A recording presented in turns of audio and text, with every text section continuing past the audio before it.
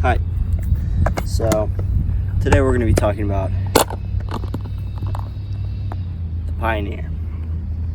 Pioneer is a nice overstable fairway driver made by Latitude 64. I currently carry it in the Opto and the Gold Line plastic. I use the Opto when I need something to turn a little bit and then fade back hard at the end. But you know, I can always count on it. It's very stable. And then I kind of use the Gold Line as just a fail-safe. You know, I can put a ton of ante on it and trust that it's going to come out of it. They're very flat. It's you know, a similar feel to like a Sexton Firebird, I would say. Here are the two side by side. It seems the Firebirds might even be a little bit more stable than the Gold Line, but I would say this is about the closest you can get to a nice overstable Sexton Firebird without paying, you know, 40, 50 bucks.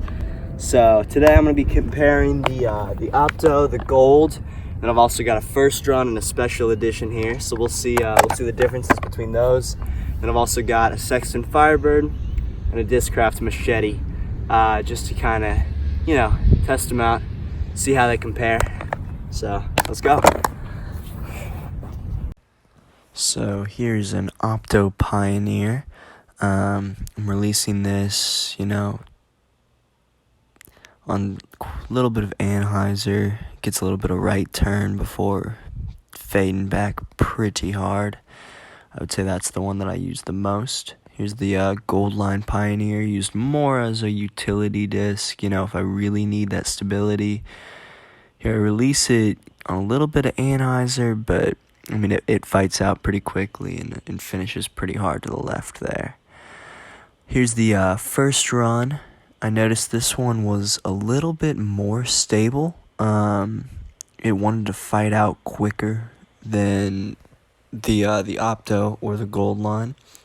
There wasn't too much difference with the special edition. I would say it compares pretty well to the Gold Line.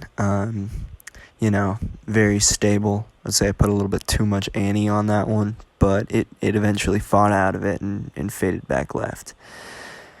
And then the Sexton Firebird, I know I put too much anhyzer on it, but it does eventually fight out of it. It felt just as stable, if not more stable than the Opto or the Gold.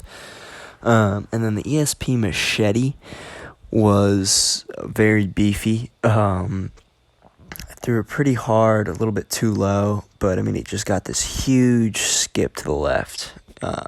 So very, very stable.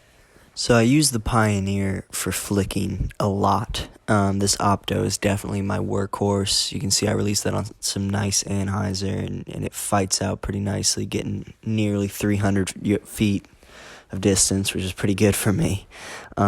Here's the Gold Line. You know, I'm putting a little bit more anhyzer on it, and this one gets away from me, goes up. But I mean, you can see it's just so stable. It just falls to the right.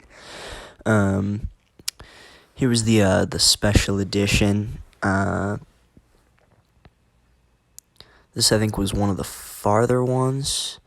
You know, it gets that nice flex, and then it just fights so hard to the right. I mean, these Pioneers are very stable. First run, I try to put a little bit more ante, but again, it just slips out of my hand. Something I'm working on with my forehand is doing that less and less.